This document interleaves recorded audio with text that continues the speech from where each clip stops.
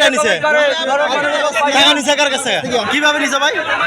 টাকা নিচে হলো হাতারি করে মনে করেন যে ভুলভাল বুঝাইয়া তোমাকে যদি আমি এখন ফুলের সুগন্ধ হয়েছে হাত ফুলের সুগন্ধ পাইছি তারপর মনে করেন যদি এখন তুমি আমার টাকা ফেরত চাও টাকা যদি ইয়ে করো তাহলে তোমার হলে ফুল তোমার হলকে রক্ত পড়বে ইয়ে করবে যদি আবার ঘুরে টাকা এক দৌড় মারবা ঘুরে টাকা না ঘুরে টাকালে তোমার অশুভ ইয়ে হবে তোমার সংসারে অশুভ হবে। এটা কোন জায়গায় নিছে?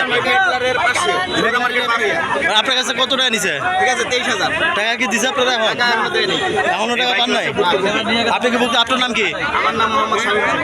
হ্যাঁ, শামীম হোসেন। কি করেন আপনি? আমি গার্মেন্টসে চাকরি করি। কোনটায়? হামিম গ্রুপে। হামিম গ্রুপে? ও কি সেকশনে? কোন সেকশনে? Quality inspector. Quality inspector. Bangla বাজার হামিম না ইয়েতে? নরসিংপুর হামিম গ্রুপে না? কয়তলায়? আমি আছি 6 তলায়। 6 তলায় আছেন না? 6 তলা কয় নম্বর লাইনে? 6 তলায় আছি 119 নম্বর লাইনে আমার কার্ড আমি 120 নিয়ে চাকরি করি। আচ্ছা আচ্ছা, আপনার সাথে এইভাবে প্রতারণা তো করার পর আপনার টাকা এখনো ফেরত পান নাই? না টাকা ফেরত পাইনি। টাকা আপনার কাছে নিছে কে? ওই যে ভুলভাল বুঝাইয়া দিছে। আর কিছু নিছে? আর কিছু নেই নাই। আপনার এই যে 3000 মাইর করতে হইছে মোবাইল বাইর করছি। আমার বিকাশ অ্যাকাউন্ট থেকে টাকা দিয়েছিল। আমি বিকাশ অ্যাকাউন্টে টাকা মারি নাই। পরে আমার যা ছিল আমার হাতে যা আছে টাকা তো এদেরকে পাইলেন কিভাবে পরে? ঠিক আছে। পরে ওখান থেকে হাতায় নিছে। হ্যাঁ, টাকা আগে হাতায় নিছে।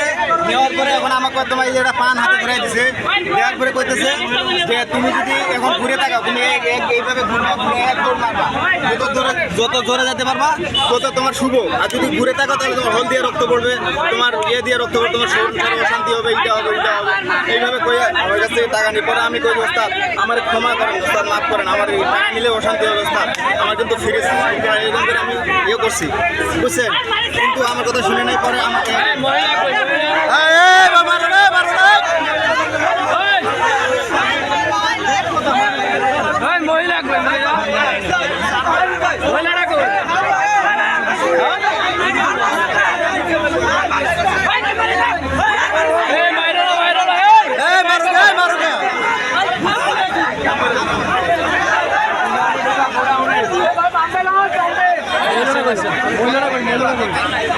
আর দিতাম না।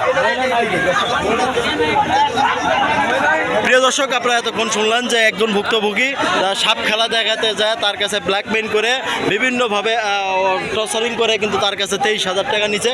সে কিন্তু কিছুক্ষণ আগে কিন্তু আপনাদের সামনে বক্তব্য দিয়েছেন। তো এইগুলো প্রতারক চক্রগুলো আপনারা যেখানে পাবেন ওখানে ধরে পুলিশের হাতে দিবেন। এটাই একটু কই নিয়ে গেল আবার কই নিয়ে গেল।